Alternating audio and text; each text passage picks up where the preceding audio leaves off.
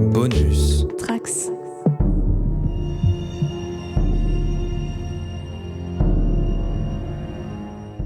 Bienvenue dans l'art de l'incident.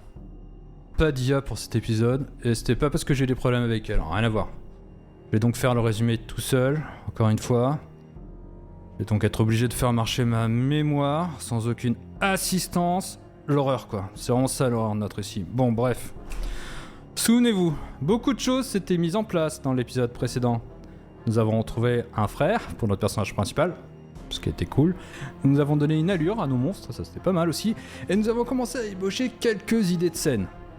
L'histoire c'est toujours la même, nous cherchons à raconter un récit d'horreur qui met en scène un dealer d'eau qui vole le contenu des piscines et d'un lac en pleine période de sécheresse afin de la revendre. Ce qu'il ne sait pas, c'est que l'eau en question est vectrice d'une étrange maladie qui transforme les individus en des corps difformes comme ceux des noyés. Le frère, et donc notre nouveau personnage, il devrait être un pompier ou un pilote de Canadair qui lutte contre les feux de forêt qui ravagent la région. Maintenant, voici les premières scènes telles que l'on a commencé à les imaginer. L'histoire pourrait s'ouvrir sur l'intervention du frère pompier qui lutte contre les feux de forêt. Cette scène nous permettrait de poser le contexte de la région et peut-être même qu'elle pourrait être le lieu d'une première évocation vague des infectés. Le récit se poursuivrait ensuite avec notre dealer d'eau, qui écoute la fréquence des pompiers pour trouver l'endroit parfait pour commettre son larcin. Il pourrait trouver une maison avec une piscine pour envoler l'eau et peut-être même un peu plus. Cette scène pourrait nous permettre là, par contre, de mettre en scène la première rencontre avec un infecté. La suite conduirait le dealer d'eau à remplir une piscine pour une pool party où il retrouverait son frère, le pompier. Et à partir de là, on arrive dans le flou. Et vous imaginez déjà qu'il y a de grandes chances pour que la fête ne se déroule pas comme les personnages l'entendaient. Donc voilà, pour le moment, l'endroit où on en est. On a quand même pensé à une fin possible pour nous aider à aiguiller notre intrigue avec le plan de l'un ou des deux frères survolant le village en proie aux flammes au bord d'un Canadair qui le conduit loin du lieu de l'horreur. Maintenant que vous avez tout ça en tête, il est temps pour moi d'accueillir mon binôme sur ce projet, Thibaut. Comment ça va, Thibaut ? Très bien, et toi, mon cher David ? Ça va, tranquille. Alors avant de nous lancer, on va faire la petite question protocolaire pour briser la glace. Allez. Je voudrais savoir comment tu abordes la question de l'influence au moment où tu es en phase de création. Est-ce que tu as tendance à te couper de toute œuvre ayant un sujet similaire ou au contraire cherches-tu à en accumuler un maximum ? Sache que moi je suis du deuxième côté. Parce que je sais que certains auteurs ont tendance à, pour ces questions un petit peu de garder son originalité ou de plagiat, de vraiment se couper. Donc je voudrais savoir, toi où est-ce que tu te situais ? Je dirais peut-être un peu entre les deux parce que je crois que ma méthode, c'est vraiment de commencer par beaucoup accumuler, notamment quand je sais pas vraiment où je veux aller ou même s'il y a un besoin technique, comme par exemple dans le cas de notre podcast, peut-être tout comprendre des feux de forêt. Donc tu vois, je vais aller regarder, des vidéos YouTube, lire, regarder même des films qui mettent peut-être ça en scène, tu vois. Pour emmagasiner pas mal d'images, commencer à comprendre ce qui a été fait, ce qui n'a pas été fait. C'est vrai que ça peut être dangereux parce que tu pourrais finalement oublier que tu récupères certaines idées de cette masse-là. Mais ce que je trouve, ce qui est intéressant, c'est qu'à contrario, tu peux aussi dégager et trouver des angles d'attaque qui soient un peu nouveaux. Donc moi, j'ai quand même besoin d'aller chercher de la matière.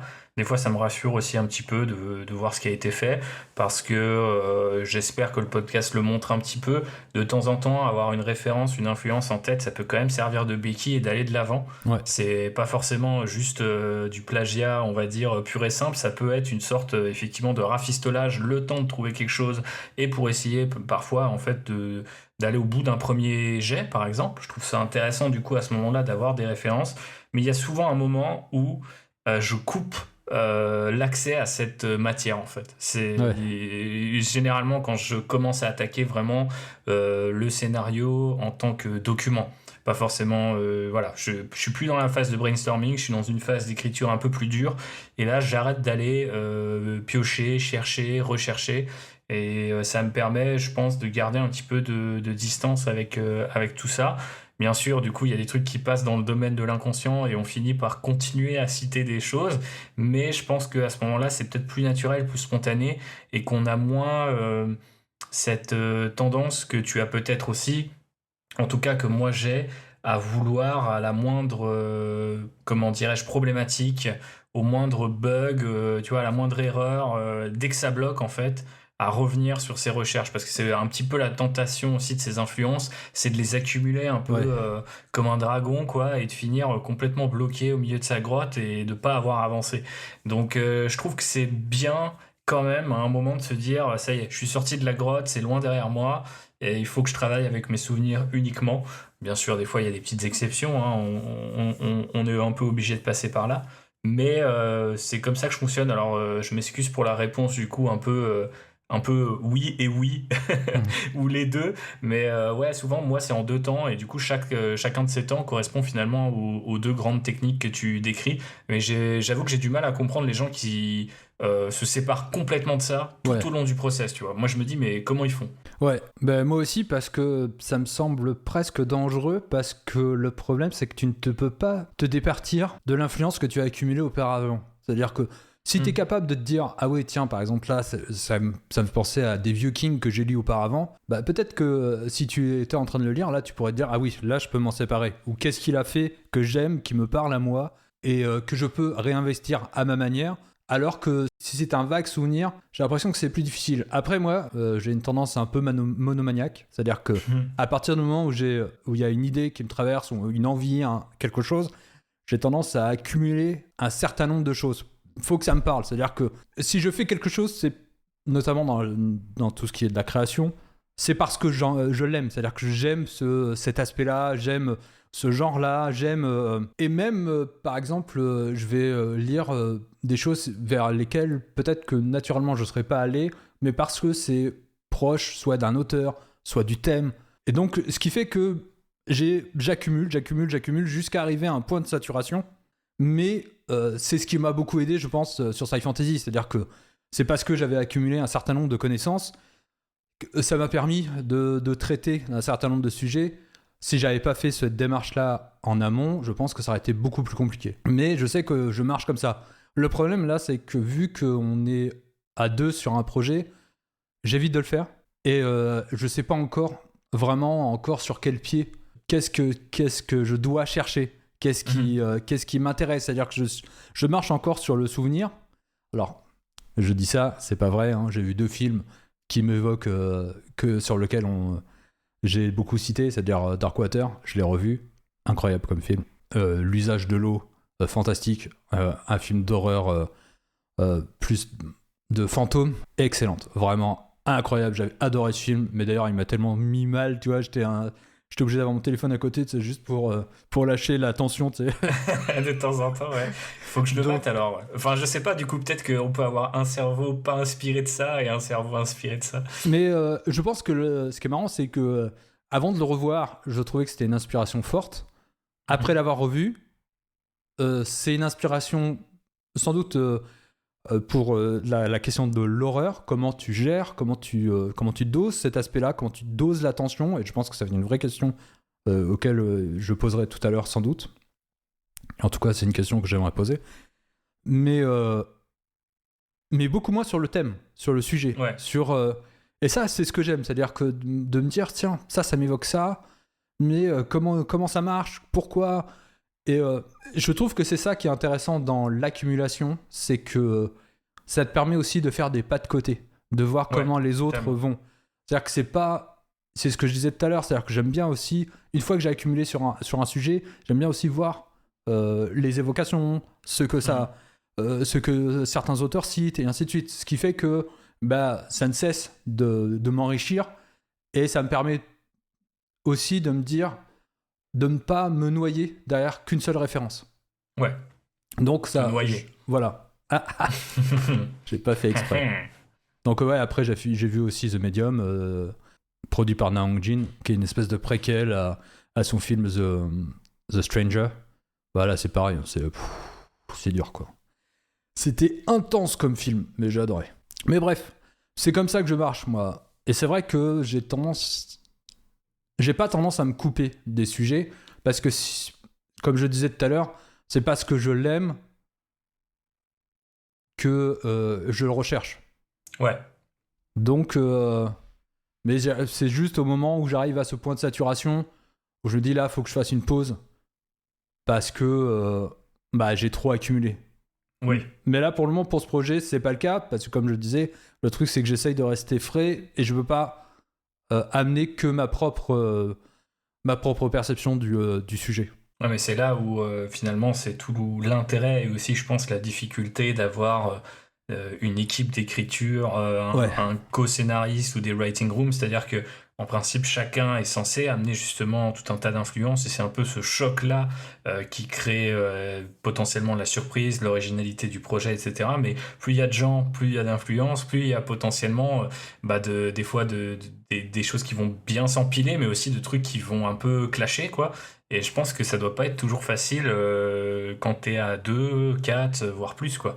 Donc ça me plairait de tester, je l'ai jamais vraiment encore fait, et voir ce que ça donne, parce qu'effectivement, sans même parler un peu, tu vois, de la logique d'ego qu'il y a derrière tout ça, rien qu'à la phase effectivement d'exploration et d'accumulation, quand t'es plusieurs à accumuler, est-ce que tu te répartis certains sujets précis? Est-ce que certains médias, je me demande comment ils font. Ouais, non, c'est clair. Je pense qu'après, il y a...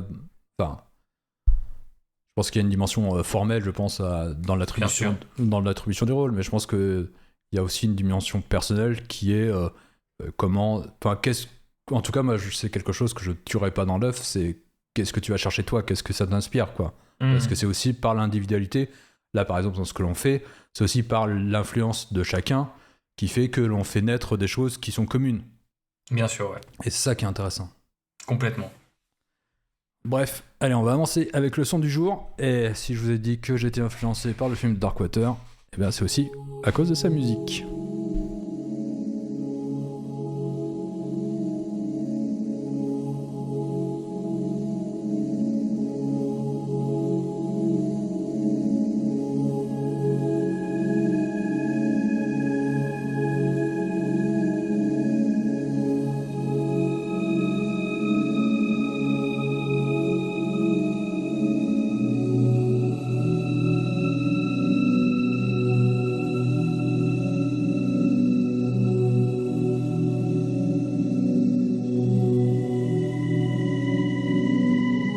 Alors c'est du Kenji Kawai, c'est planant, c'est incroyable. Ce que j'adore dans cette musique-là, c'est qu'il y a quasiment, je trouve que ça englobe complètement le film, dans le sens où t'entends un peu ce côté un peu lancinant, ce côté un peu effrayant, mais il y a aussi, je trouve, quelque chose de nostalgique dans le son. Et je trouve que Darkwater a cette capacité, a cette qualité-là, qui est de mêler comme ça plusieurs sentiments, parce que ça raconte l'histoire d'une femme qui lutte pour la garde de sa fille. En plus, elle emménage dans un nouvel appartement, et ce nouvel appartement a des problèmes d'humidité. Et ces problèmes d'humidité sont liés à peut-être quelque chose qui serait un peu fantastique. Et j'adore la manière dont il mêle les deux sujets, la manière dont il fait à la fois un discours social sur le Japon, mais aussi une histoire de fantôme. Et c'est ce que je trouve que l'on retrouve chez Kenji Kawai, et c'est ce que j'aimerais aussi, quelque part, ce vers quoi tendre, c'est-à-dire ne pas raconter qu'une histoire de fantôme, ne pas raconter qu'une histoire d'horreur. J'adore les histoires quand elles sont capables de projeter plusieurs sujets. Alors, quelque part dans l'idée qu'on s'en fait, nous, on a déjà on sent déjà les thèmes sous-jacents qui sont là. Mais je trouve que en privilégier un, c'est-à-dire le côté peut-être spectaculaire ou horreur au détriment de l'autre, parfois je trouve que ça donne pas forcément, enfin, ça donne des bons roller coasters, mais c'est pas quelque chose que tu gardes. Alors que par exemple, juste revenir sur Darkwater, moi ce film, je le garde en tête depuis, je l'ai découvert il y a une vingtaine d'années, peut-être un peu moins, mais je le garde parce qu'il a cette puissance-là, quoi. Ça se tient. Bref, allez, on va rentrer maintenant dans le vif du sujet. Et j'ai posé une question parce que moi, c'est une question qui me taraude depuis un moment. Alors, j'ai l'avantage aussi de faire le montage. Donc, j'ai l'avantage de pouvoir réécouter ce que l'on a fait et de voir. Il y a forcément toujours un tas de questions, parce que évidemment, pour préparer le podcast, je note tout ce que l'on a déjà lancé. C'est pour ça que ça me permet aussi de faire le résumé. Donc, Je voulais te poser la question de savoir quels étaient les éléments encore vagues dans ton esprit qui te manquent à ce moment-là de la création. Bonne question, effectivement. Je trouve qu'on a déjà pas mal débroussaillé, honnêtement. Je suis assez content de ce qu'on a fait en si peu de temps, entre guillemets, Ouais, parce que j'ai l'impression qu'on a une orientation, une espèce de direction artistique, pour le dire un peu vaguement, qui se tient. On a deux personnages qui commencent à avoir des personnalités assez intéressantes, complémentaires, mais qui peuvent aussi être assez facilement, je pense, être mises en mouvement, pardon. Tu vois, l'un à côté de l'autre, l'un ouais, versus l'autre, etc. Donc ça donne une dynamique au récit. Je pense que ce qui manque à cette étape-là du projet, c'est peut-être un petit peu comment on monte en puissance. On en a un petit peu parlé dans les épisodes précédents, mais je pense plus en termes, tu vois, de structure ou simplement de péripéties, tu vois. On va aller de quoi vers quoi, tu vois. J'ai un peu l'impression qu'on a pas mal le début, ouais, qu'on pose un setting, un environnement qui est assez intriguant, qui peut déjà amener une atmosphère. Je pense que c'est super important pour un truc d'horreur que de bien poser les choses dès le départ. Il y en a qui le font très vite et très bien. Il y a des films d'horreur qui prennent beaucoup plus leur temps, mais c'est tout aussi agréable, je trouve, dans un sens comme dans l'autre. ouais. Maintenant, on sait aussi vers quoi on aimerait tendre. Entre-temps, comment on fait marcher cette machine et comment on emmène un petit peu ce roller coaster dont tu parlais tout à l'heure.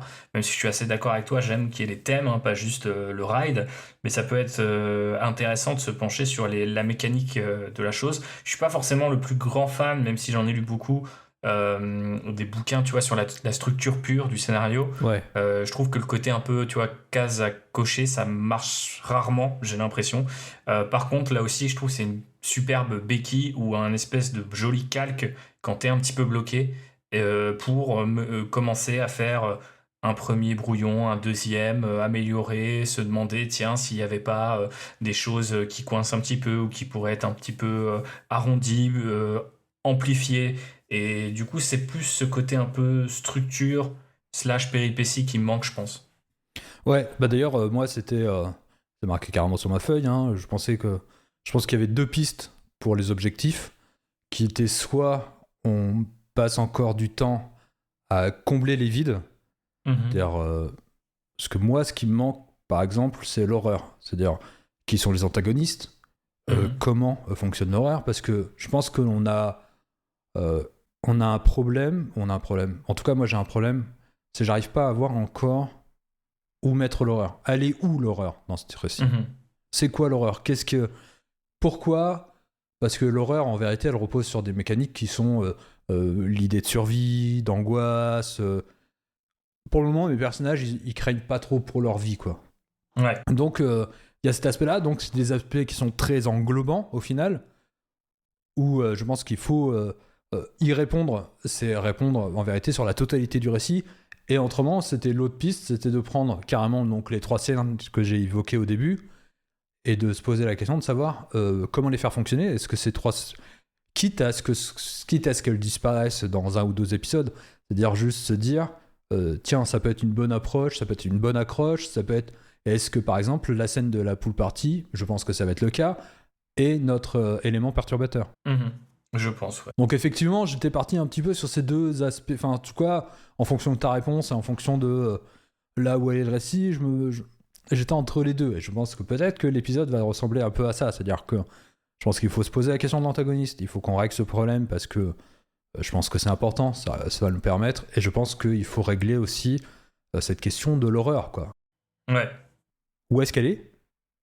Et comment on va distribuer cette information-là tout au long du récit. Parce que, par exemple, quand je faisais le résumé, je me disais, tu vois, sur l'histoire des feux de forêt, je pense que ce qui est intéressant, c'est peut-être que eux en parlent, tu vois, ou qu'ils voient un cadavre d'une personne brûlée dans la forêt ou d'un animal, par exemple, qui aurait l'air de ces personnes noyées de nos monstres, quoi. C'est-à-dire que Mhm. on n'est pas encore dans regarder l'horreur, mais plutôt regarder cette étrangeté-là. Ouais. Mais après, je pense qu'effectivement, les deux approches que tu avais notées sur ta feuille se rejoignent pas mal, spécifiquement par rapport au genre. Ouais, Le côté mécanique de l'histoire dans l'horreur est vachement. Enfin, son tempo est donné par rapport à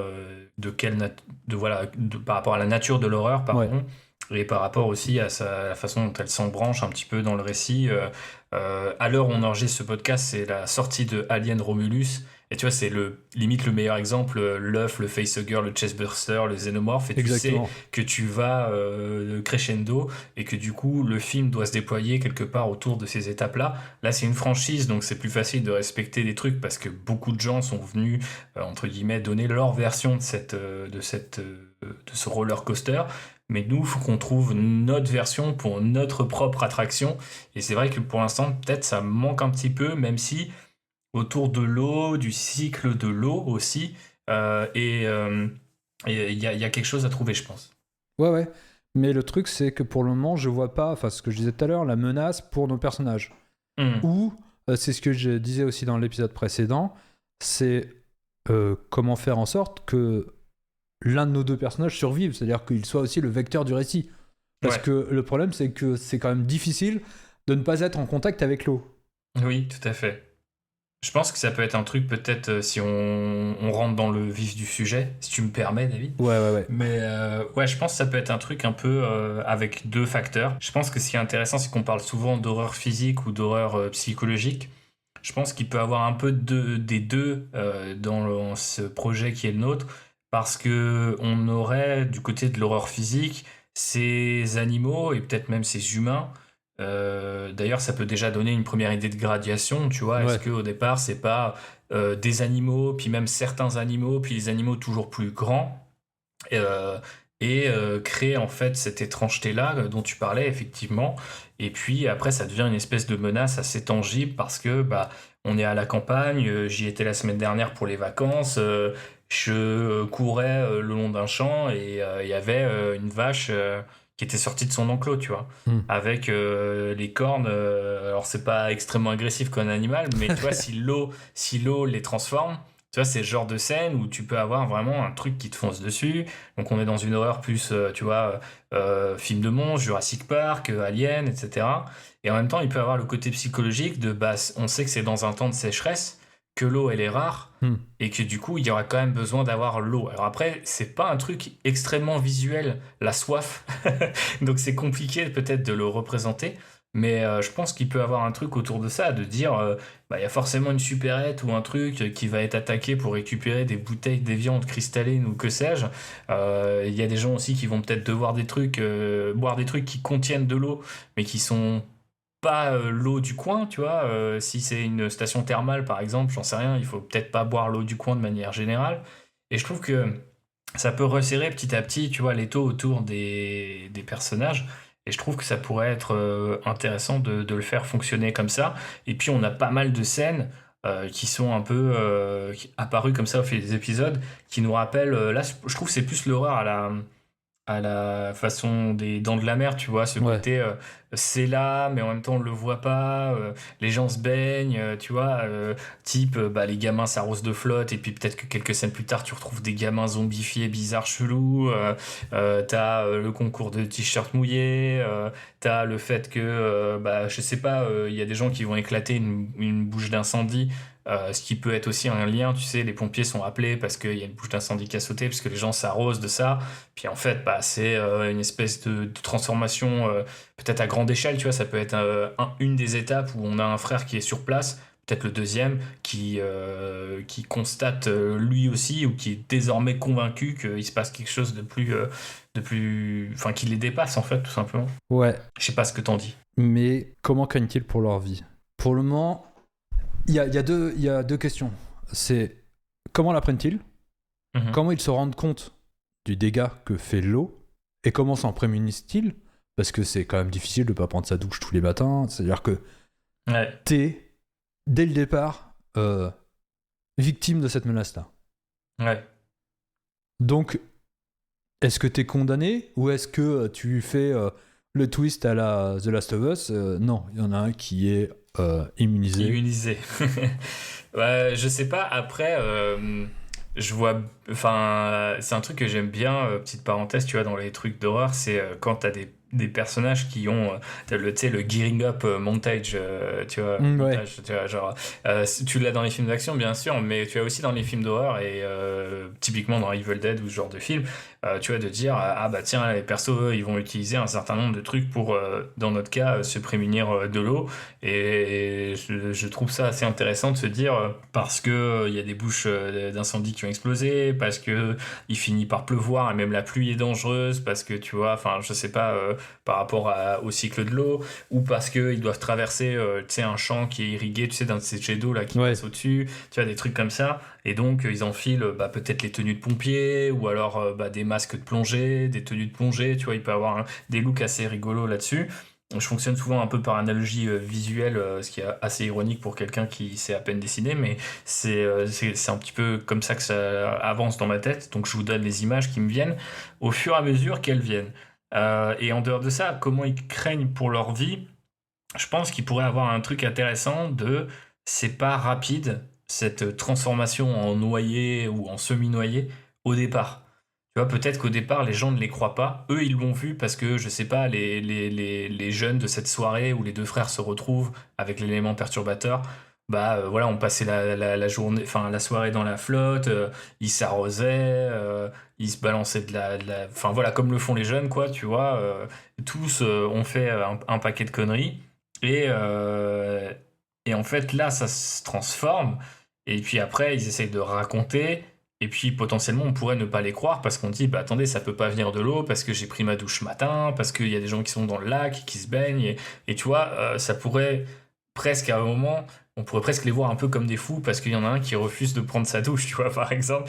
Et ça peut être une sorte de, tu vois, d'exclusion de dire, putain, mais c'est quoi ce mec qui pue et qui nous dit que c'est l'apocalypse alors que, oui, certes, il y a les flammes qui approchent, etc. Mais du coup, c'est pas l'eau notre problème. L'eau, au contraire, c'est notre solution. Et j'aime bien presque aussi cette ironie-là, tu vois, de dire, j'ai presque en tête la scène du maire de Jaws des Dents de la Mer, tu vois, qui va dire, mais comment ça, vous allez pas me rajouter, j'ai déjà un problème avec le feu, l'eau c'est le seul truc qui nous protège, les gens de ma paroisse, entre guillemets, je leur interdis déjà de mettre de l'eau dans leur piscine. Si je leur interdis de boire et prendre une douche, enfin, je suis pas réélu au prochain mandat, quoi, tu vois. Et je pense que ça pourrait être intéressant de voir apparaître cette maladie-là. Alors après, le petit bémol, c'est qu'on risque de retomber dans des trucs assez familiers par rapport aux films de zombies, d'infectés, peu importe comment on les appelle, etc. Et c'est peut-être un peu dommage. Je pense que la question qu'il faut qu'on se pose, c'est est-ce que c'est si dommage que ça, dans le sens où parce qu'il y aura certes ces trucs-là, mais il y aura aussi tous ces trucs ludiques autour de l'eau qui peuvent en fait transformer, tu vois, faire ce fameux pas de côté dont tu parlais et de se dire ouais, ok, c'est des zombies semi-noyés, etc. Mais peut-être que tous ces petits à côté-là font que ça crée suffisamment d'originalité. Je pense que vraiment aujourd'hui, la quête d'originalité, je le répète, faut être sincère surtout, tu vois, pas essayer de vraiment vouloir changer tu vois, tout et révolutionner la roue. Je pense que là, on a peut-être un moyen de faire quelque chose, une synthèse qui peut être intéressant, surtout si on arrive aussi à créer quelque chose au bout d'un moment. Comment ils craignent pour leur vie, j'en reviens à ta question, de l'ordre de la soif, de la survie, tu vois, un peu de en fait, si on continue par ces chaleurs à ne pas boire, en fait les persos vont tomber, et s'ils tombent, l'eau risque de tomber sur eux aussi, tu vois. Ouais. Et du coup, je pense qu'il y a une espèce de, peut-être presque de dynamique en deux temps à trouver qui pourrait être assez intéressante, quoi. Et autre analogie, tu vois, un peu limite dégueulasse, mais c'est la fin de ce James Bond assez moyen, peut-être moins terrible qu'on veut bien le penser. Tu vois, dans Quantum of Solace, à la fin, il capture le méchant, qui est Mathieu Almaric, je crois, et il lui dit bon, bah là, t'es dans le désert, je vais pas te tuer, mais je te laisse avec, je sais plus c'est quoi, un truc d'huile de moteur ou de liquide de frein, je sais plus, un truc du genre. Et il dit voilà, tu marches et on verra combien de temps tu fais avant d'essayer de boire ça, quoi. Et tu vois, pour moi, c'est presque cette analogie-là, tu vois, de dire ils vont avoir de l'eau, mais il faut en boire le moins possible et s'y exposer le moins possible. Tu vois, on peut imaginer que tu as le droit de t'y exposer, mais à petite dose, tu vois, juste pour survivre.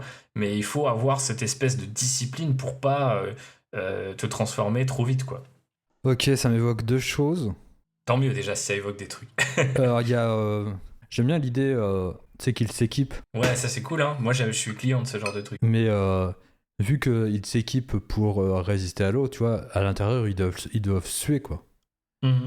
Donc peut-être que la sudation est aussi C'est peut-être qu'il y a un truc. un matériau Peut-être. affectant, quoi. Ouais, complètement. Alors peut-être que ça rend le truc trop complexe. Je me méfie souvent des idées qui partent dans tous les sens, en tout cas à ce stade-là du projet, même si je pense que ça pourrait être intéressant de l'imaginer par rapport à ce que je voulais mettre en avant tout à l'heure en disant que peut-être qu'il y a une dose qui n'est pas mortelle, entre guillemets, tu vois. Où en fait ton organisme peut combattre un minimum, tolérer un minimum cette espèce de nouvelle bactérie Ouais. et donc, en fait, tu vas quand même t'exposer à l'eau, à ta propre sueur, etc.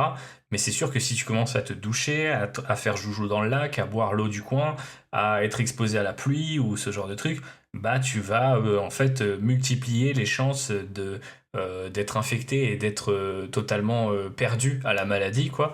Et on pourrait avoir, tu vois, des niveaux d'infection qui est un truc qu'on voit un petit peu dans les films de zombies, mais c'est souvent un truc du genre amputation ou t'es mort, tu vois, il n'y a pas Ouais. vraiment de graduation, et je pense que ça pourrait peut-être créer une espèce d'originalité, tu vois, de dire aux gens, si vous devez boire de l'eau, vous buvez cette eau-là, et si en extrême solution, vous n'en avez pas d'autre, buvez ça, mais tant de trucs, etc., tu vois, genre en mode, on y va doucement, ils expérimentent un peu presque sur le tas, sur eux-mêmes pour survivre, et ça aussi, ça peut créer un espèce de danger, tu vois, de se dire, bah en fait, comment on fait pour survivre alors que au bout d'un moment il n'y a plus d'eau de toute façon quoi.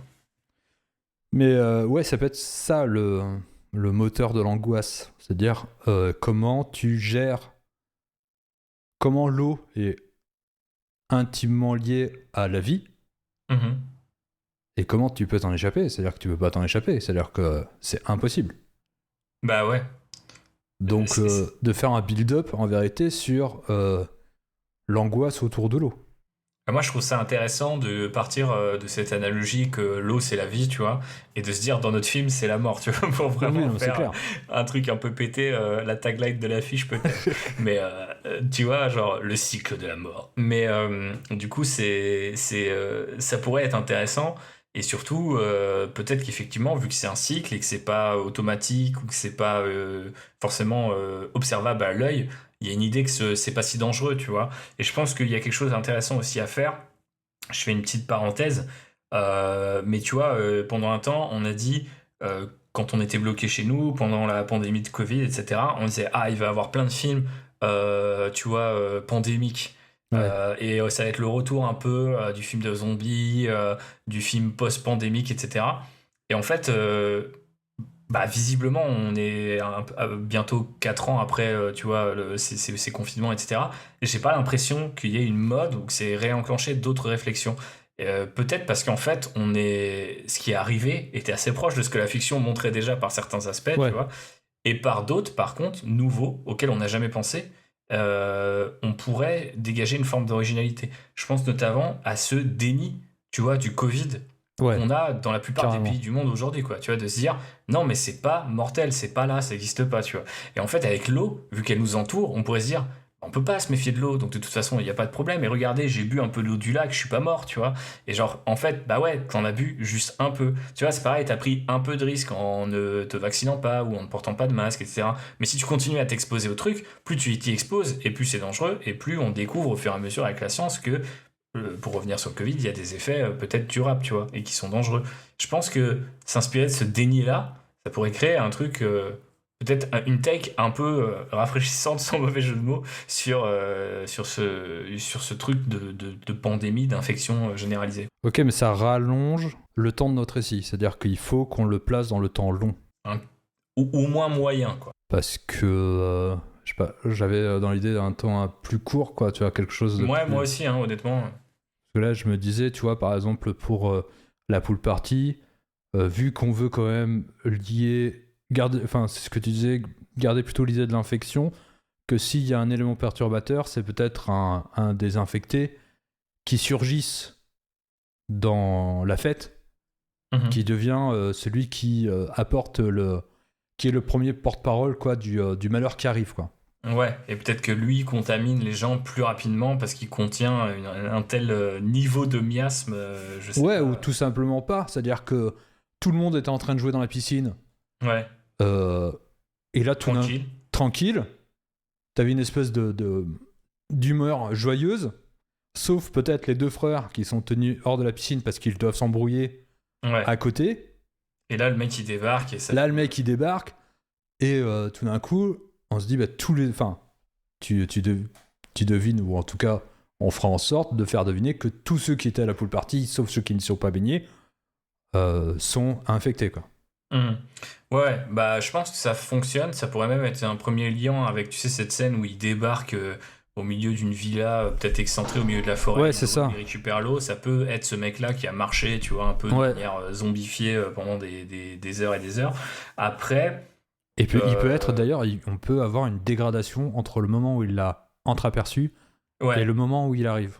Ouais, complètement. Ça peut être super cool. Autre truc auquel je pensais et qui peut peut-être en fait même nous permettre de revenir à l'idée originale de la pool party et pas forcément juste quelqu'un qui arrive à la pool party. C'est la semaine dernière, comme quoi ça sert aussi de sortir et de voyager. J'ai visité le marais Poitevin et en fait j'ai appris plein de trucs sur le marais. Notamment qu'il y a du méthane qui est bloqué en fait sous la vase, que si tu remues, tu peux créer des flammes à la surface avec un briquet. Donc déjà je me suis dit ok, scène potentiellement assez hilarante si un mec se fait sauter le caisson au milieu de l'eau en pensant être safe. Mais surtout il parlait d'un truc dont on a aussi parlé par rapport au JO et à la Seine, que il y a des bactéries qui en gros une fois qu'elles sont dans ton corps, alors certes on sait les soigner etc, mais genre en fait on soigne les effets. C'est en mode c'est dans ton corps et tu l'as forever quoi. Et seuls les pompiers, secouristes, nageurs olympiques, et aussi les vétérinaires me disait-il, parce que y a des animaux qui vont dans les rivières et peuvent choper cette bactérie, sont entre guillemets remboursés par la sécurité sociale. Pour les autres, vu que c'est dans des endroits insalubres où on n'est pas censé se baigner, on n'est pas remboursé, c'est pour ta pomme. Et ça m'a rappelé dans ce que tu disais, que même si c'est que les jeunes qui d'un coup, tu vois, se déploient, se révèlent être des infectés hyper rapidement, en fait, ils peuvent avoir, et tu vois, s'être rendus à un endroit où les autorités considéraient que ouais, mais c'est des jeunes, ils ont entravé les règles et ils ont été là-bas où il y a cette bactérie chelou, et c'est ça qui a donné qu'ils sont tout bizarres et tout bouffis, et puis on sait pas ce que les jeunes ils fument comme drogue, et puis machin, tu vois, en mode je passe ça sous le tapis. Alors que les deux frères auraient vu, tu vois, quelque part la transformation, peut-être pas à vue d'œil, mais auraient vu des trucs chelous, peut-être pas en mode juste le zombie qui se fait croquer et 30 secondes plus tard il est zombie lui-même, tu vois, mais un truc, tu vois, qui est de l'ordre de quelque chose qui les fait douter, tu vois, de cette théorie, tu vois, de genre, même si je veux bien qu'il y ait des bactéries cheloues dans le lac ou la rivière, là c'était autre chose, tu vois, surtout si t'es pompier et que t'as un minimum de connaissances de ça fait quoi ces bactéries aux gens, etc. Tu vois. Ouais, je pense qu'il y a un proche, je pense qu'il y a le proche du frère, un ou une proche, qui elle était en train de faire la fête, elle a un pool party, et qui va être le témoin de la dégradation. Ouais. Il faut qu'il soit il faut que les personnages aient conscience, parce que c'est ça aussi notre problème, c'est comment ils prennent conscience et comment ils savent s'en prémunir. Et là, peut-être que ça vient avec l'idée de c'est qui notre antagoniste. Est-ce qu'il va y avoir, par exemple, une espèce de scientifique un peu Deus Ex Machina qui va leur dire ah mais c'est à cause de l'eau qui est infectée, je sais comment vous en sauver. Ou le lac est sous un cimetière indien. Donc il faut trouver notre antagoniste. Il faut trouver quelque part la cause. Est-ce que c'est le grand ancien et on refait le cauchemar d'Innsmouth ailleurs? Ouais. Est-ce que c'est ce qu'on disait Je suis en train de le lire, c'est marrant que tu fasses ça. Est-ce que c'est j'adore d'ailleurs, c'est une des histoires que j'adore chez Lovecraft. Bref, est-ce que c'est donc ce qu'on disait au préalable, une usine, c'est-à-dire qu'il y a des eaux infectées, et ces eaux infectées, ce que tu racontais, sous une montagne, a fini par infecter la rivière, peut-être muter au fil du temps. Mais comment tu le personnifies, comment tu l'expliques, comment tu fais passer simplement l'information? Il faut que nos personnages, à un moment donné du récit, pas au début en tout cas, mais il faut qu'ils aient le déclic en disant c'est comme ça que je vais me protéger. Ouais. Et autre chose, c'est il faut que cette menace attente à leur vie, et il faut qu'ils soient aussi presque... qu'il y ait peu d'issues pour qu'ils s'en sortent. Pour garder cette tension, quoi. Et ça, c'est comment on la crée. Ouais. On se fait beaucoup de questions, là. Ouais, ça fait beaucoup de questions, mais pour revenir sur la principale, peut-être par rapport à l'antagoniste, je pense qu'on a deux options là que tu disais qui sont bien. Effectivement, le côté un peu Lovecraftien ou le côté plus terre à terre. Je pense qu'il faut peut-être, ou pas, hein, tu me dis ce que t'en penses. Je me dis par rapport au premier podcast de l'art de l'incident, on était parti sur cette idée aussi de la campagne, comme cet endroit à la fois un peu effrayant, empreint aussi de nostalgie et qui est un peu cassé, délaissé. Ouais. Pas la campagne entre guillemets touristique, là où tout le monde va et tout, mais vraiment un truc de l'ordre du bassin industriel un peu abandonné. Et du coup, j'aime bien l'idée que l'antagoniste soit une espèce d'usine qui soit encore en activité, soit l'était à une certaine époque, et qui a fait tout à fait n'importe quoi, et que là, à cause de, je sais pas, le fait qu'il y a de moins en moins d'eau, ça remonte sur la surface du lac, etc., etc. On peut trouver des choses de ce genre-là. Je trouve que ça s'articule peut-être plus avec l'intention qu'on avait au départ sur cette campagne délaissée. Ça peut aussi connecter un tissu, tu vois, entre tous les personnages, les frères et les autres. Ouais. De dire, je sais pas si les frères, c'est par exemple les héritiers de tu vois, cet empire industriel d'autrefois. Les gens les voient comme deux énormes connards parce que leur père avait fini par fermer la société et la vendre, je sais pas, à des Américains, à des Indiens, à des Chinois, j'en sais rien. Ou à l'inverse, si c'est des gens qui étaient plutôt les héritiers, tu vois, leurs parents travaillaient là-bas et ils ont perdu leur taf et ils les ont vus dépérir. On n'a pas du tout la même approche, mais on parle de ce sujet-là dans tous les cas. Avec l'approche Lovecraftienne, on a un truc un peu moins social, mais on a peut-être une originalité supplémentaire de dire Lovecraft en terre française, quoi. Tu vois, ce qui est pas non plus particulièrement récurrent, j'ai l'impression. Donc ça pourrait être quand même assez original. Je sais pas trop où toi tu te situes à l'heure d'aujourd'hui. Ça fait partie des grands vides que j'évoquais au départ. C'était... Je sais pas où je me situe. Pour le moment, j'ai pas l'idée... J'ai pas la révélation, j'ai pas l'illumination, tu vois, je me dis pas, ah yes. Je pense que les deux se valent dans la mesure où aujourd'hui, on sait pas les articuler. Et peut-être que même les deux sont liés, hein. Tu peux très bien lier les deux, c'est-à-dire que j'allais le dire.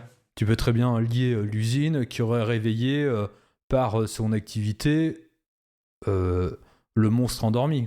Ouais, ou l'usine qui est une espèce de couverture, tu vois... d'un culte ou de je sais pas quoi, et qui a certes fermé, mais qui a perduré d'une manière ou d'une autre. Là, on est dans le côté un peu Mike Mignola, Hellboy, bizarre, je sais pas, mais... Mais c'est mixable. Après, ça rend le truc... j'ai tendance à dire parfois que croiser trop de choses, ça réduit un peu la lisibilité d'un projet, peut-être son attrait aussi quand il n'est pas encore écrit et qu'il faut le présenter à des gens. Quand tu dis ok, c'est à la fois de l'horreur sociale campagnarde avec des infectés noyés zombies, il y a du Lovecraft dedans, bon, ça fait peut-être un peu beaucoup, mais pourquoi pas. Oui, mais la question c'est là dans ce cas-là, si tu arrives à l'articuler l'un avec l'autre, c'est-à-dire que l'un serait la conséquence de l'autre, si tu arrives à créer un lien fort entre ces deux aspects-là, ça passe parce qu'ils ne s'annulent pas. Ouais, je pense que c'est faisable. Après, je crois que c'est plus, c'est moins un problème technique qu'une préférence, j'allais dire un peu de l'ordre esthétique, quoi, ou plus personnel. C'est-à-dire, est-ce que tu as envie de t'aventurer dans un truc plus fantastique encore, tu vois? Parce que forcément, dès que tu déploies une imagerie Lovecraftienne, c'est plus du tout la même sauce. C'est certes faire des zombies noyés avec le cycle de l'eau, c'est déjà du fantastique, mais c'est un niveau encore entre guillemets qui est presque plus, c'est de l'anticipation, c'est pas de la science-fiction, quoi. Tu vois ce que je veux dire dans ce côté explosion d'imaginaire. Ouais. Mais c'est pas la même chose. La difficulté, c'est que je pense que si on rajoute cette dimension cthulhuesque, Lovecraftienne. Le problème, c'est qu'on fait perdre à l'eau sa qualité de menace. Ouais, parce que c'est plus l'eau en tant que l'environnement du grand ancien ou son pouvoir, en fait.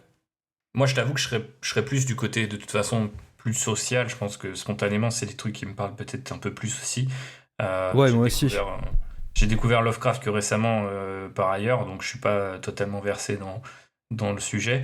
Mais j'ai tendance à dire, par rapport aux premières idées, les mots-clés, les ambiances qu'on voulait travailler, ça me paraît plus proche de ce qu'on avait envie de faire que de partir sur cette usine, soit fermée récemment, fermée il y a très longtemps, ou même peut-être encore en activité, parce que ça crée aussi une espèce de dynamique autour du village et aussi les incointances entre Hmm. potentiellement les pouvoirs publics et les industriels qui vont vouloir dire bah non, notre eau, on l'a fait sur place et elle est super, continuez de l'acheter, il n'y a pas de problème, tu vois. Et effectivement, du coup, là, on ralentit peut-être un peu le récit. On est moins sur un côté roller coaster, on est peut-être plus sur le truc qui se passe sur plusieurs jours, plusieurs semaines peut-être, et moins un truc qui se passe en quelques jours, voire en 24 heures, comme ce qu'on avait, j'ai l'impression, imaginé en premier lieu, quoi. Ouais. Par contre, cette idée de tissu social, d'entreprise qui euh, paierait pour que les gens ferment les yeux, un peu comme là, j'ai lu un article sur Courchevel, comme quoi Ouais, ils avaient pompé l'eau pour les pistes en hiver. ouais, je Et- pense qu'il y a quelque chose d'actuel. Faut pas toujours chercher à coller sur l'actu. Je pense que ça peut être une sorte de mauvais réflexe par moment. Mais je crois que par rapport au sujet et à l'endroit qui sont les nôtres, je crois que ça résonne pas mal. Ça, Ouais, ça c'est met en ça. mouvement les pièces, quoi. Mais c'est comment l'articuler. Et autrement, ça revient, ça me fait penser à une idée qui était l'idée du ruissellement. Ah oui, c'est vrai, ouais, ouais, bah ouais, super bien aussi, ouais. Je pense que tu peux aller dans la métaphore jusque-là, ouais, complètement. C'est-à-dire les gens qui payent d'autres gens, qui font croire que s'ils font plein de fric, bah, tout le monde va gagner de l'argent. Mhm. Bref. Mais ça, on peut l'utiliser d'ailleurs juste Comme blague. comme clin d'œil Ouais, c'est clair. sans forcément l'articuler et le mettre en plein jour, quoi. Mhm. Ok, on brainstorm. C'est une entreprise. Ok, Mhm. elle est toujours là? Bah, c'est compliqué, hein. C'est vrai que c'est une bonne question, là, tu m'as un peu séché. Je dirais que spontanément, je te donne les clés, puis tu tranches peut-être un petit peu. Si on est dans l'exercice de brainstorm, allons-y à fond. Si elle est encore là, ça permet de jouer la métaphore ou le parallélisme à fond avec l'actu, tu vois. On Ouais. peut avoir un escroc, un mec en costard qui fait tout pour couvrir sa boîte, son cul, etc.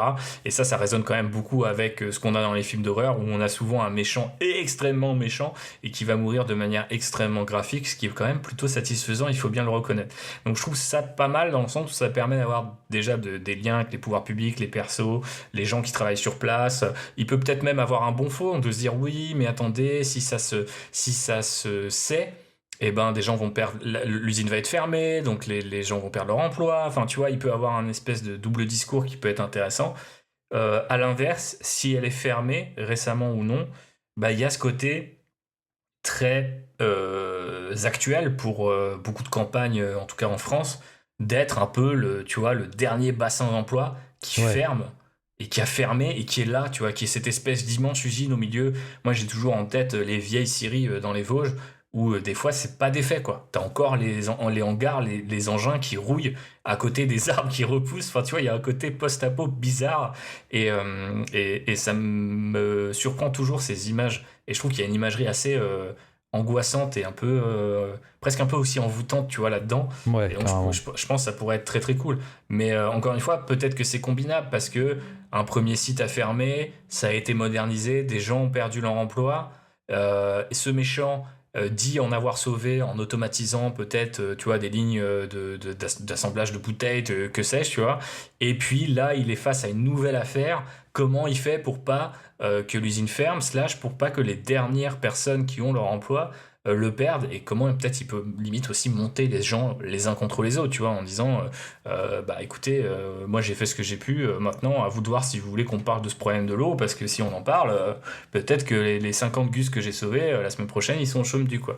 Et donc finalement ça peut être combiné, mais j'ai l'impression que si c'est fermé depuis longtemps, on perd potentiellement l'énorme connard qu'on a envie d'avoir comme antagoniste, quoi. Enfin, je sais pas, peut-être que toi, t'as pas du tout envie de ça, mais... Je sais pas encore pour le moment. Mais ça me va, hein, cet énorme connard. Parce que disons que c'est marrant ce qu'il peut, sur l'idée du ruissellement, lui, il est complètement... dans son discours, on peut jouer à mort là-dessus. Ouais, bah ouais. Mais la question, c'est est-ce qu'il est conscient de ce qui arrive ? Ça, c'est nous qui choisissons à quel niveau de connard ou de connasse, ne soyons pas sexistes, on peut les placer, ces personnages, tu vois, genre, je sais pas.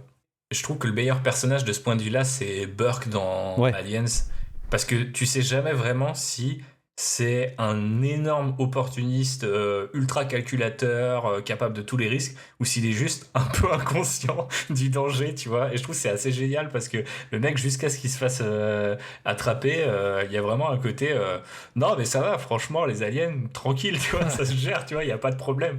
Et il y a un peu un espèce de déni qui est comique en fait chez le personnage, mais qui je trouve est assez symptomatique de pas mal de trucs dans le monde corporate, tu vois, de genre on te dit, et ça m'est arrivé 2 fois en moins d'un an, mais bon bah voilà, la boîte va peut-être fermer dans 2 mois. Et puis tu sais, t'as des gens, ils sont en mode, bon bah ok, et sinon, enfin tu vois, en mode on passe à une autre truc, et toi t'es en mode bah attends, on va peut-être souffler, en discuter, c'est quand même important quoi. Et puis dans le déni aussi par rapport au Covid dont on parlait tout à l'heure, tu vois, ça peut être totalement ça, en mode genre oui bon peut-être, il y a un problème avec l'eau, mais regardez, moi j'ai continué d'en boire, je suis pas si contaminé, genre ok, j'ai peut-être les cheveux qui tombent, ou je sais pas quoi, mais ça va, tu vois, genre c'est pas mortel, je pense qu'on trouvera une solution, il faut croire en la science et au ruissellement. Ok. J'aime bien l'idée, mais... Après, peut-être que c'est qu'une première partie, tu vois, ce qu'on est en train de faire sur l'antagonisme, qui était un des 2 grands sujets que tu voulais aborder dans cet épisode. Ouais. Et peut-être que dans le prochain, on pourra se dire, ok, on a 2 pistes, on tranche, et on verra, tu vois. Je sais pas trop où on en est au niveau de l'horaire. Ouais, je viens de voir une 50aine de minutes. Ok. Ok, on a cet antagoniste. Pourquoi pas, je l'aime bien. Je vois ce qu'il peut nous apporter en termes de récit. Je sais pas encore comment l'intégrer. C'est-à-dire comment... quelle place il va avoir, parce qu'il faut qu'il apparaisse assez tôt. Mm-hmm. Mais bon, on va continuer dans le brainstorming. Donc mettons qu'il sait, mais soit qu'il minimise, soit qu'il... en gros, il dit c'est pas possible. Ouais. Il y aura forcément dans son entreprise des lanceurs d'alerte, des gens comme ça. Ouais, bah j'espère. Après, on n'a pas toujours. Ou alors, on les entend pas et ça fait un peu pchit, quoi. Sans mauvais jeu de mots, encore une fois, avec les bouteilles d'eau, mais... Ouais. Après, je propose un truc qui m'est venu en tête et qui peut rebattre les cartes et peut-être nous emmener vers une autre direction. Ouais. On avait parlé d'une histoire de frères. Ouais. À moi, on avait une sœur. Ouais. Et puis, on a retrouvé des frères, ce qui était cool parce qu'on voulait cette dynamique. Là, ce que je vois, c'est qu'à chaque fois qu'on sort des persos, c'est des persos masculins, c'est sans doute notre biais personnel à nous. Mais je me dis, si le frère, c'est l'antagoniste, tu vois, s'il y en a un, c'est l'héritier de l'Empire, et l'autre, c'est juste un gars qui vole de la flotte, et en fait, le pompier, ça peut être le personnage féminin, tu vois. Et on a un truc où eux deux vont apprendre à survivre. J'ai vu Twisters récemment, il y a totalement une dimension de romance avec le personnage principal féminin et le second personnage masculin, et pourtant il n'y a pas de bisous ni même de, on va dire, tu vois, de trucs ultra alors je sais qu'il y a des gens qui vont trouver ça cringe et que du coup c'est pas forcément là qu'il faut aller chercher l'inspiration, je veux dire, à Hollywood et dans les films les plus américains qui soient, mais j'avais trouvé ça intéressant. Je sais pas si t'as vu le film, David, mais oui, c'est la seule modernité de ce film. D'ailleurs, je me suis dit, en voyant ce film, je me suis dit, il faut qu'on fasse l'anti-Twisters. Pas mal. Je trouve que c'est vraiment le film qui m'a évoqué le projet sur lequel on bosse, c'est-à-dire la manière dont il met en scène la campagne. Je trouve que c'est une bonne idée. Ouais. Je trouve que là, dans ce cas-là, l'Oklahoma, mais quel que soit le lieu où on va le mettre, je pense que c'est intéressant de mettre en valeur cet aspect-là, le lieu comme un élément important aussi de l'intrigue, et comme un personnage presque. Mais tout le côté sur la non prise en compte de la menace climatique, même le fait d'en faire juste... Enfin, c'est vraiment le roller coaster, et puis basta, quoi. Ce que je veux dire, ouais, il y a des vents qui vont très fort et qui tuent d'autres gens, oh là là, mais c'est pas grave. Il y a un côté très bizarre dans ce film, c'est qu'il mentionne pas le réchauffement climatique ou le dérèglement climatique directement, mais c'est partout dans le film. Ouais. il y a un côté... et ils sont presque dans un... L'autre truc que j'avais trouvé pas mal aussi, c'est cette idée que... Je pense pas que ça soit volontaire, mais c'est quelque part, des fois presque à leur honneur qu'ils n'en parlent pas, mais qui montrent déjà que des gens s'en accommodent très bien et feront de l'argent avec ça. Ouais. Alors après, c'est fait à la sauce americana, c'est-à-dire que les scientifiques, les gens qui ont fait des études, les gens qui réfléchissent sont forcément à la solde des grandes corporations qui vont saigner les petites gens. Mais je pense qu'il y a quelque chose d'intéressant là-dedans, aussi dans ce côté. C'est un film un peu post-catastrophe, au sens où le truc le plus effrayant, c'est quand même les mecs qui se disent oh bah les tornades c'est un bon moyen pour acheter du terrain pas cher. Ouais, c'est clair. Peut-être que nous on peut avoir du coup cette relation-là avec un frère qui est encore un gars entre guillemets de l'ancien monde ou qui a accepté, tu vois, même s'il est relativement jeune, de jouer par les règles du monde d'avant. Et l'autre qui est plutôt un mec un peu perdu et qui est un petit délinquant qui vole de la flotte et un pompier ou en l'occurrence une pompier au milieu de tout ça qui peut bah, justement apporter son expertise et puis créer une dynamique entre les deux personnages qui certes est un peu plus convenu, mais dans Twister, je trouve que cette espèce de complicité entre les persos qui évolue, qui a pas le temps en fait par rapport aux événements d'évoluer en véritable romance à part entière jusqu'à la fin du film, je trouvais ça plutôt amusant à regarder. Donc ça pourrait être aussi une soupape par rapport à toute cette horreur que d'avoir ce couple-là qui se dessine à l'écran, ou pas, hein, ils n'ont pas obligé d'être un couple, mais c'est vrai que ce serait pas mal d'avoir un perso féminin à un moment. Après, ça peut être aussi la boss de l'entreprise qui est une horrible girl boss, comme il y en a aussi. Mais je ne sais pas ce que tu en penses de tout ça. Pour le personnage féminin, je pense que celui qui est le plus intéressant à féminiser, quelque part, c'est le dealer d'eau. Ouais, peut-être. Alors à ce moment-là, j'ai pensé, tu vois, l'idée de dire c'est plus enfin, c'est quand même, entre guillemets, la même relation, quoi, de dire frère ou frère et frère et sœur, tu vois. Mais oui, je pense que tu as peut-être raison, ça serait le plus intéressant. Et en plus, enfin, je sais pas, au départ, dans ma tête, encore une fois, je visualise des trucs, mais il y a plusieurs fois où je sais qu'on parlait de frère, mais je sais pas, je voyais un perso.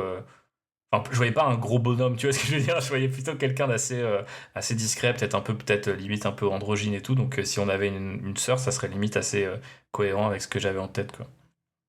Même s'il faut pas toujours s'écouter, hein. Mais Écouter David, il est plus sage, il est plus... ouais, je m'écoute trop alors. Mais par contre, moi j'aime pas, c'est le syndrome Skywalker. C'est Un gentil, un méchant.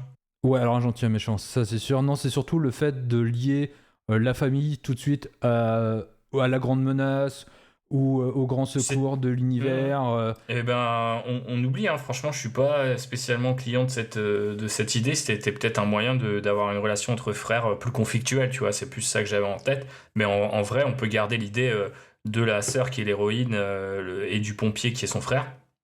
Et le méchant, c'est juste un type en costard qui a rien à voir avec leur famille. Peut-être que leurs parents y travaillaient dans l'usine jadis et qu'ils ont une autre raison de se venger pour cet horrible personnage qui a automatisé les lignes, ou que sais-je. Mais oui, enfin, et où ils ont même pas besoin d'être associés à cette usine de près ou de loin. Parce que c'est ça aussi la vie à la campagne dans ces trucs un peu désaffectés, quoi. C'est l'idée qu'à un certain moment, la vie d'un lieu, elle était complètement définie par Ouais.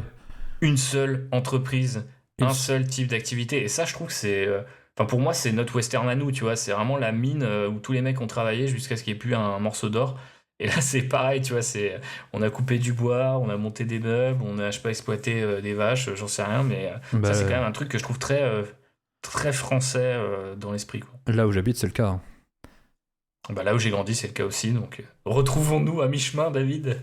Non, mais je pense que de toute façon, à partir du moment où tu as une grande entreprise, c'est-à-dire que tu as quand même peu de population, tu as une grande entreprise qui emploie beaucoup de gens, tu es sûr de connaître une personne qui a bossé là-bas, ou qui bosse dans cette entreprise. Ouais. Est-ce que ça peut pas être aussi, tu vois, un personnage secondaire, le gars ou la nana qui a blanchi, tu vois, entre guillemets, cette entreprise-là, qui a enterré le secret pour elle, peut-être même littéralement, et qui en même temps se révèle être aussi le lanceur d'alerte, tu vois, quelque part, ou quelqu'un qui est un peu le dernier héritier, qui est le dernier à savoir ce qui peut se passer parce que c'était il y a très longtemps, tu vois, ou des choses comme ça. Ça peut créer un personnage Ça fait aussi très film d'horreur, tu vois, le vieux ou la petite vieille qui déroule son exposition, mais peut-être un peu trop cliché, mais je sais pas, je trouve que ça s'articule assez bien avec ce que tu disais, effectivement, sur l'empreinte que peuvent avoir de telles entreprises sur une région.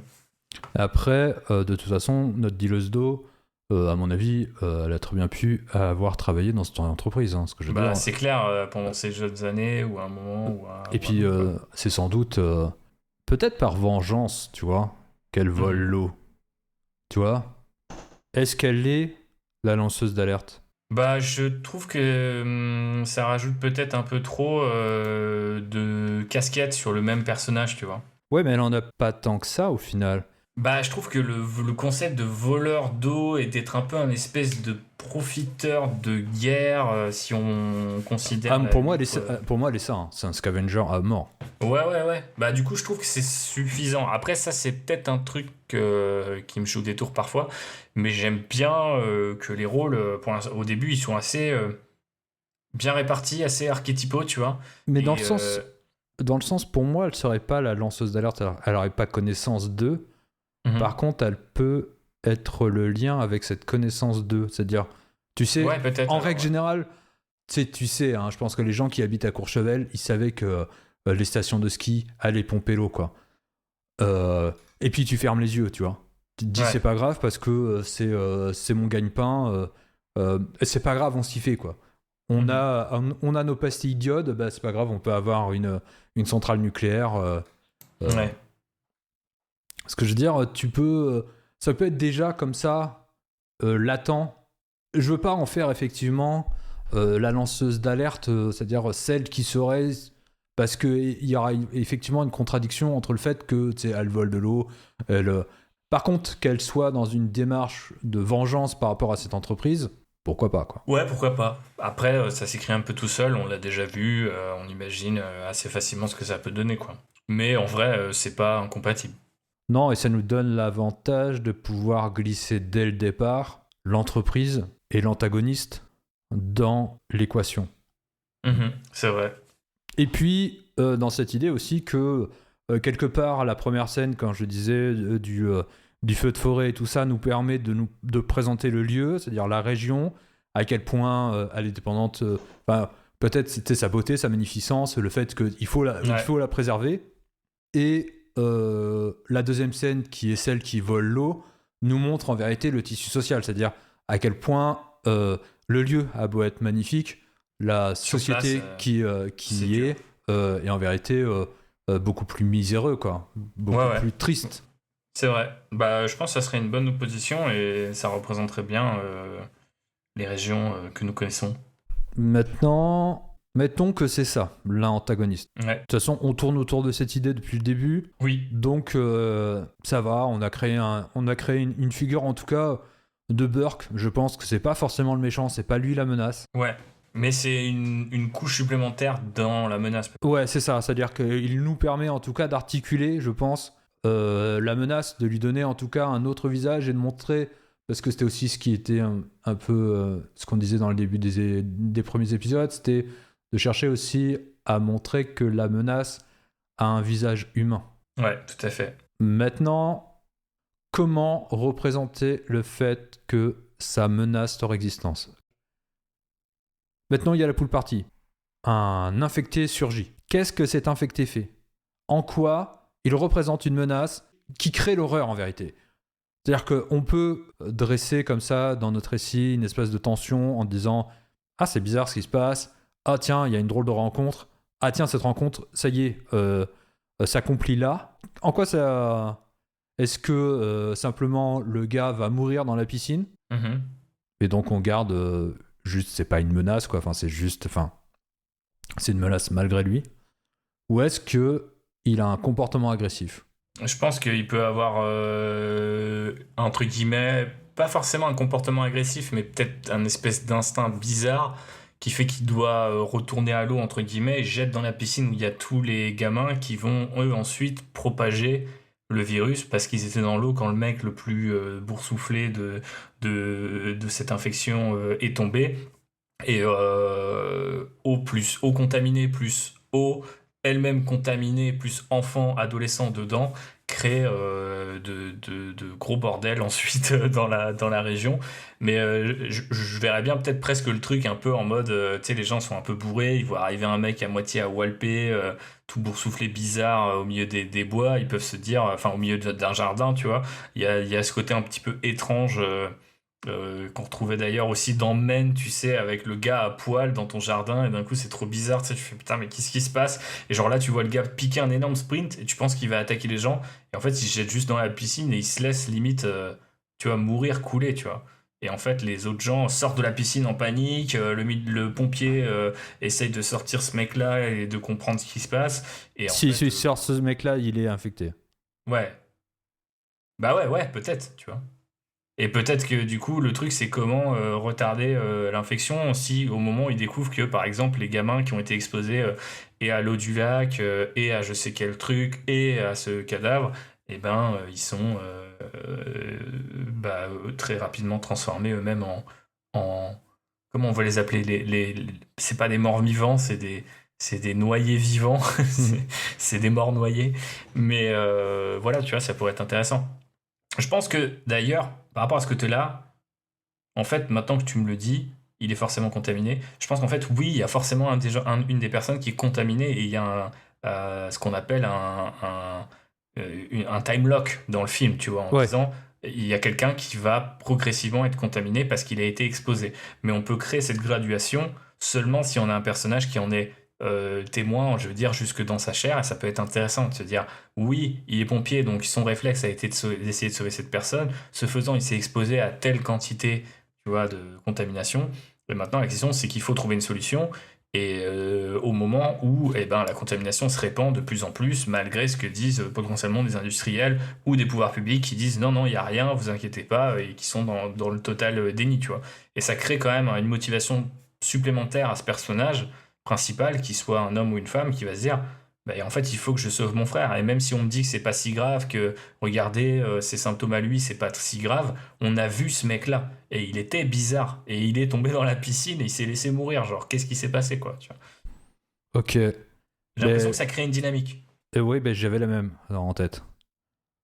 Parce que... Mais j'ai l'impression qu'on raconte une autre histoire. Peut-être que c'est ça l'histoire que l'on veut raconter. Mais effectivement, ça donne tout de suite une motivation à notre personnage principal. Mhm. On sait tout de suite, il faut qu'elle aille dans l'usine, qu'elle découvre ce qui se passe, comment on va faire pour le sauver, et se rendre compte qu'elle ne pourra pas le sauver, quoi. Ouais. Ou alors, en fait, tu dis que ça le donne tout de suite, mais on peut très bien se dire, ok, ouais, c'est clair, on voit le chemin se dérouler devant nous. Mais qu'est-ce qui se passe si un des deux personnages, voire même les deux, sont atteints de ce fameux déni, tu vois, et se disent dans un premier temps, c'est pas si grave, tu vois. Peut-être que le pompier, il se dit, ah bah ça va, Ah tu non, vois. mais c'est sûr. C'est sûr. Je pense en plus que...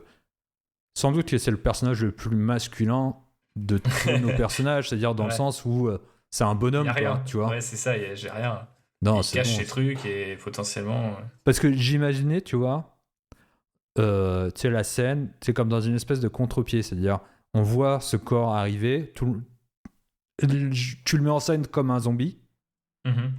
donc tout le monde s'enfuit, pendant quelques minutes, tu as une idée de zombie, le gars tombe dans l'eau et ça devient un cachet effervescent, tu vois. Ouais, dégueulasse, mais très très bien ça. Et tout d'un coup, toutes les personnes qui sont dans l'eau se disent et je suis peut-être infecté. Et donc là, on implique en vérité l'eau de notre piscine comme étant nouvellement infectée, et on découvrira en fin de compte au fur et à mesure. Alors attends. Qu'elle a toujours été infectée. Qu'elle a toujours été infectée. Mais comment faire en sorte que notre personnage principal, la dealeuse d'eau, fasse le rapprochement avec l'usine? C'est un ancien employé de l'usine. C'est la question pour le prochain épisode. Non, c'est un ancien employé d'usine. Elle aurait du coup connu cette époque où ils ont fait des saloperies. Ou en entendu parler peut-être. Bah, peut-être qu'ils le font toujours, leur saloperie. Ouais, ou ils le refont toujours. Et peut-être c'est sa motivation pour être très cynique aussi, tu vois, de se dire j'ai vu le vrai visage du truc, donc finalement aller voler de l'eau dans la piscine des gens Ouais. dans la villa est en train de cramer. Tu vois, c'est aussi un truc que je trouve par ailleurs légitime, tu vois, mais qu'on entend aussi chez les gens, tu vois, de dire Bah, tu vois, c'est comme quand on nous dit, faut trier nos déchets, mais tu vois, il y a des gens qui continuent à voyager en jet privé pour un voyage qui pourrait durer 1 heure en voiture, tu vois. Donc tu te dis, bon, bah en fait, chaque fois que moi je trie mes déchets, mes efforts sont complètement anéantis par le géant d'à côté. Le géant d'à côté, ça peut tout à fait être cette usine, tu vois. De toute On est façon, moins. vas-y. Ouais, je vais dire, on est peut-être moins dans le côté, tu vois, spectre de l'usine qui est la gloire du truc, parce qu'on a direct un point de vue assez négatif, tu vois, Ouais. sur la chose. Mais en même temps, il peut avoir ce personnage de Burke qui est plutôt un espèce de vieux de la vieille et qui est un personnage qui est peut-être sincèrement convaincu qu'il sauve des emplois, tu vois, depuis toujours, alors qu'il en perd, tu vois, chaque année, depuis des années. Oui, tu c'est vois. ça, ouais. Non, mais Et- de toute façon, ces entreprises dans ces lieux, à partir du moment où ils continuent à exercer leur travail, de toute façon, ils savent qu'ils font vivre un certain nombre de personnes. Donc, Ouais, c'est clair. quand Ouais. même, il y en a, quand même, il y en avait 500 auparavant, et il y en a plus que 20 maintenant. Le truc, c'est que juste Toujours ces 20. 20-là fait Ouais. que, de toute façon, leur emploi permet à d'autres d'avoir un emploi, genre dans le supermarché, dans le truc et tout. Donc, Ils se sentent finalement les sauveurs de cette région malgré tout. bah oui, et Mm. bah c'est pas tout à fait faux. Et c'est pas tout à fait faux, ouais, je suis d'accord. Ok, Écoute, on tient un truc qui est pas mal. ouais, on va pouvoir se laisser là-dessus. Ça me semble bien. Et je pense qu'il y a des nouvelles dynamiques qui s'installent. La question, c'est de savoir est-ce que l'infection. Je sais pas si on répondra à la question maintenant. On s'est posé beaucoup de questions et peut-être qu'on a dépassé le temps déjà. Non, il nous reste encore, je dirais, 5 minutes encore. C'est de savoir si l'infection c'est lié à l'usine, à proprement Mhm. parler, ou c'est lié à une espèce de révolte de mère nature ou une créature Lovecraftienne. Ok. Ah, il pourrait avoir un red herring, une fausse piste à un moment, quoi. Mais dans le monde de 2024, si tu fais croire que c'est la pollution qui crée un truc et qu'en fait c'est Cthulhu, je parodie, potentiellement c'est un peu tristoun, quoi. Ouais, mais si c'est la révolte, par exemple, d'une espèce d'entité genre Gaïa, par exemple, c'est n'importe quoi. Ouais. Ah, tu voudrais inverser le côté. C'est genre, elle se venge, ça y est. Elle a Ouais. décidé, elle en a marre de ces connards, Mhm. là, qui pullulent sur elle et qui la détruisent. Ça y est, c'est bon, elle se venge, quoi. Bah, truc intéressant à explorer peut-être pour la prochaine fois, parce que je pense que ça dicte quand même beaucoup la teneur et en partie la conclusion en fait de ce récit-là, tu vois. Oui, c'est ça. Mais est-ce que ça a seulement besoin d'être expliqué? Là, je pense qu'on va au-devant de plus grandes questions, mais. Comment ça? Bah, je veux dire, nous, on peut essayer de comprendre pourquoi ça se passe. Ouais. Est-ce que dans le film, les personnages ont besoin de se dire ah putain, c'est sûr, c'est les bouteilles enterrées sous le lac, ou c'est sûr, c'est Gaïa, ou c'est sûr, c'est Cthulhu, tu vois? Est-ce qu'ils peuvent pas juste essayer de survivre sans tout à fait vraiment avoir la pleine connaissance de ce qui se passe, quoi?